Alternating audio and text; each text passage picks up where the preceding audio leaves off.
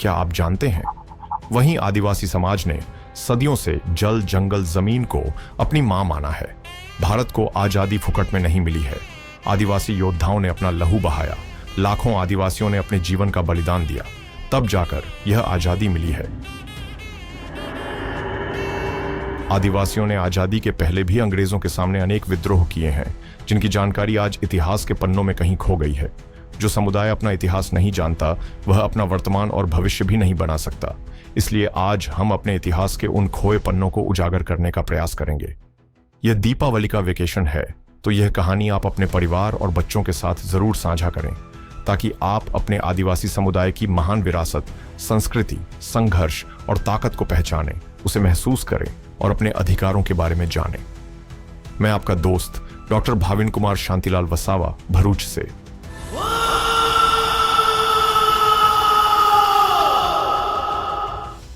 School में हम सब दुनिया भर का शिक्षण लेते हैं, पर साथ ही यह जानना भी जरूरी है कि हम अपने इतिहास, भारत के संविधान और कानून को भी समझें, क्योंकि इन्हीं से यह देश चलता है। तो चलिए सुनते हैं जल, जंगल और जमीन की वो पुकार जो हमें हमारे आदिवासी समुदाय के गौरवशाली इतिहास और संवैधानिक अधिकारों से परिचित कराती है।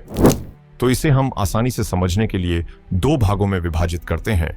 पहला, आजादी से पहले का समय यानी ब्रिटिश काल, और दूसरा, आजादी के बाद का समय यानी स्वतंत्र भारत का काल, जब से भारत में संविधान लागू हुआ।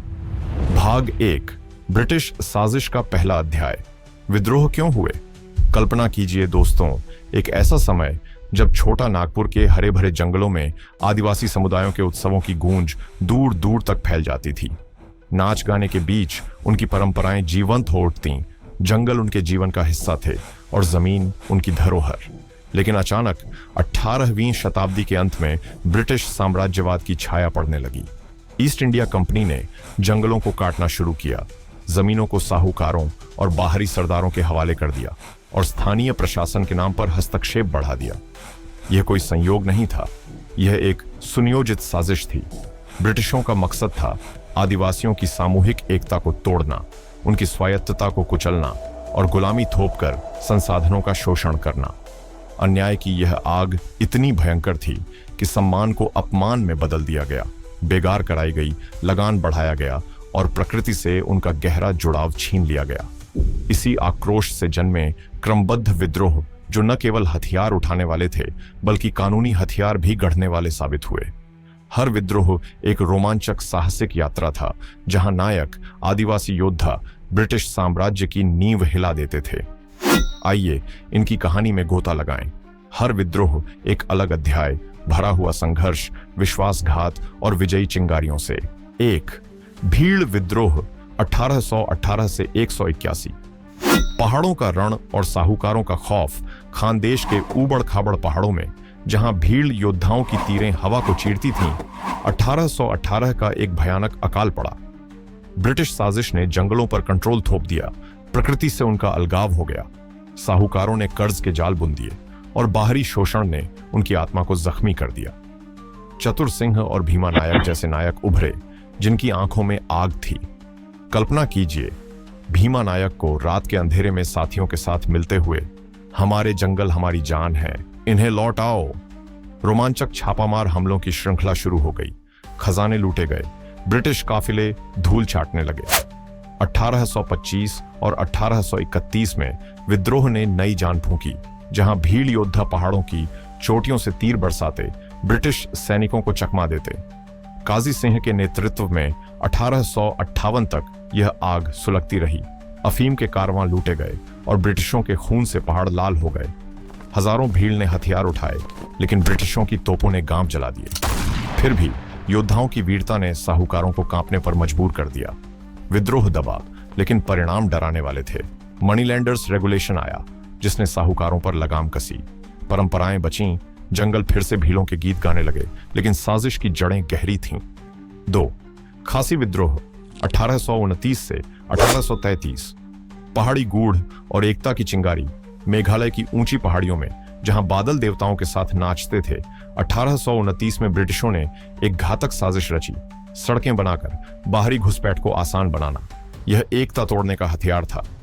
तीरथ सिंह सीएम नोंगखलाव के बहादुर राजा ने विद्रोह का नेतृत्व संभाला।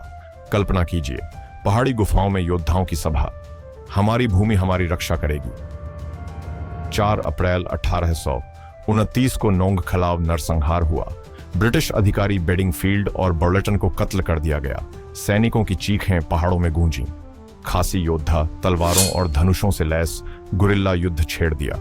4 साल तक यह रोमांचक संघर्ष चला। ब्रिटिश तोपें गरजीं, लेकिन खासी चपलता ने उन्हें पागल कर दिया। तीरथ सिंह ने स्वतंत्रता का नारा दिया, लेकिन 1833 में पकड़े गए। विद्रोह दबा, लेकिन ब्रिटिश डर गए। 1919 का गवर्नमेंट ऑफ इंडिया एक्ट आया, जिसने पिछड़े क्षेत्रों को अलग रखा। उत्सव सुरक्षित हुए। पहाड़ फिर से खासियों के गीत गाने लगे। साजिश टूटी, लेकिन पूरी तरह नहीं। 3 कोल विद्रोह 1831 से 32। जंगल की पुकार और खून की होली। छोटा नागपुर के घने जंगलों में, जहां हवा में आदिवासियों की धुनें गूंजती थीं, अचानक एक तूफान उठा। 1831 की ठंडी शाम को कोल जनजाति के बहादुर योद्धा बुद्धू भगत ने अपने साथियों जोआ भगत, झिंडरई मांकी और मदार महतो के साथ ब्रिटिश साजिश के खिलाफ विद्रोह का बिगुल फूंक दिया। ब्रिटिशों ने उनकी पवित्र जमीनों को सरदारों से छीनकर बाहरी साहूकारों को सौंप दिया था।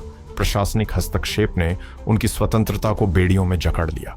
कल्पना कीजिए, बुद्धू भगत को सपने में देवता की आवाज सुनाई देती है, उठो, अपनी धरती को बचाओ। रोमांच से भरी रातों में कोल योद्धा छिपे हुए जंगलों से निकले। सिख ठेकेदारों के खेतों पर धावा बोल दिया। आग की लपटें आसमान छूने लगीं। तीरों की बौछार से ब्रिटिश सिपाही भाग खड़े हुए। यह कोई साधारण लूट नहीं थी, यह अन्याय के खिलाफ एक क्रांतिकारी चीख थी। हजारों कोल, मुंडा, ओरांव और होस ने एकजुट होकर गुरिल्ला युद्ध छेड़ दिया, जहां जंगलों की गहराई उनके सबसे बड़े हथियार बनी। ब्रिटिश सेना ने तोपों की गड़गड़ाहट से जवाब दिया, लेकिन कोल योद्धाओं की चपलता ने उन्हें चकमा दे दिया। सिल्ला गांव की खूनी लड़ाई में ब्रिटिश अधिकारी विल्किंसन ने बुद्धू भगत के साथियों को कत्ल कर डाला, लेकिन विद्रोह की ज्वाला बुझने को तैयार न थी। आखिरकार 1832 में ब्रिटिशों ने दमन से काम चलाया, लेकिन यह हार नहीं थी, यह डराने वाली जीत का बीज था। ब्रिटिश डर गए और 1874 में शेड्यूल्ड डिस्ट्रिक्ट्स एक्ट आया, जिसने आदिवासी क्षेत्रों को सामान्य कानूनों से अलग कर दिया। सम्मान बहाल हुआ। जंगल फिर से कोलों के गीत गाने लगे, लेकिन साजिश की छाया अभी बाकी थी। 4 संथाल हूल 1855 से 1856। लाखों की चीख और धरती का विद्रोह। राजमहल पहाड़ियों के आसपास, जहां संथालों के नृत्य धरती हिला देते थे। 1855 में एक महान हूल क्रांति फूट पड़ा। ब्रिटिश साजिश ने दिकू, बाहरी साहूकारों को जमीन सौंप दी। बेगार ने अपमान थोपा। लगान का बोझ असह्य हो गया। सिदो, सिद्धू और कान्हो मुर्मू भाइयों ने फूलो झानो बहनों के साथ 30 जून 1855 को विद्रोह छेड़ा। कल्पना कीजिए, भगनाड़ी ही गांव में देवता की आवाज, उठो, अपनी राज्य स्थापित करो। 1.5 लाख संथाल योद्धाओं ने हथियार उठाए। पुलिस चौकियों पर धावा। साहूकारों के घर जलाए गए। नारायणपुर की लड़ाई में ब्रिटिश बंदूकें पानी बन गईं। सुपरस्टिशन या तोपखाने की चालाकी। संथालों ने जीत हासिल की। मार्शल लॉ लगा, लेकिन गुरिल्ला हमलों ने ब्रिटिशों को पसीना पसीना कर दिया। सिदो को अगस्त 1855 में फांसी दी गई।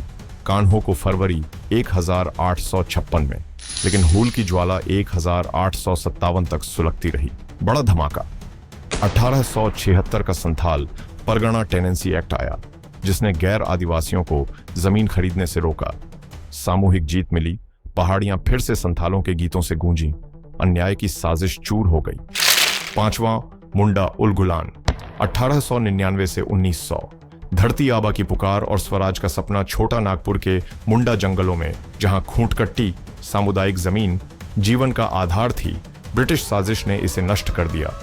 1899 में बिरसा मुंडा धरती आबा ने उलगुलान महान विद्रोह छेड़ा। कल्पना कीजिए, बिरसा को जेल से लौटकर, जंगल हमारा, राज हमारा। हजारों मुंडा योद्धाओं ने पुलिस स्टेशनों पर हमला किया, चर्च जलाए, अबुआ राज का नारा गूंजा। गुरिल्ला युद्ध में ब्रिटिश तोपें गरजीं, लेकिन बिरसा की चपलता ने चमत्कार दिखाया। 3 मार्च 1900 को पकड़े गए। 9 जून को जेल में प्राण त्यागे, लेकिन उलगुलान की आग बुझी नहीं। महान जीत। 1908 का छोटा नागपुर टेनेंसी एक्ट CNT आया, जमीन हस्तांतरण रोका गया।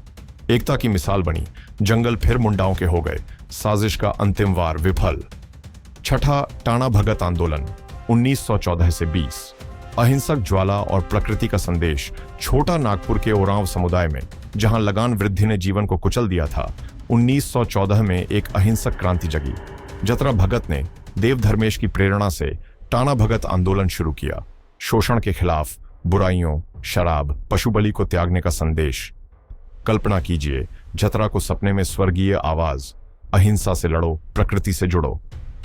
1919 तक आंदोलन फैला। ब्रिटिश जेलों ने जतरा को कैद किया, लेकिन अहिंसक विरोध ने उन्हें हिला दिया। जतरा की मृत्यु के बाद भी सिबू और माया ओरांव ने बाग हिलाए। ये कोई खूनी विद्रोह नहीं, बल्कि आत्मा की जंग थी, जंगल बचाने की। 1935 का गवर्नमेंट ऑफ इंडिया एक्ट आया, अपवर्जित क्षेत्र बने, प्रकृति से जुड़ाव बचा, उत्सव लौट आए, साजिश की चेनें अहिंसा से टूट गईं। 7, रंपा विद्रोह 1922 से 24। जंगल का शेर और गुरिल्ला का तांडव।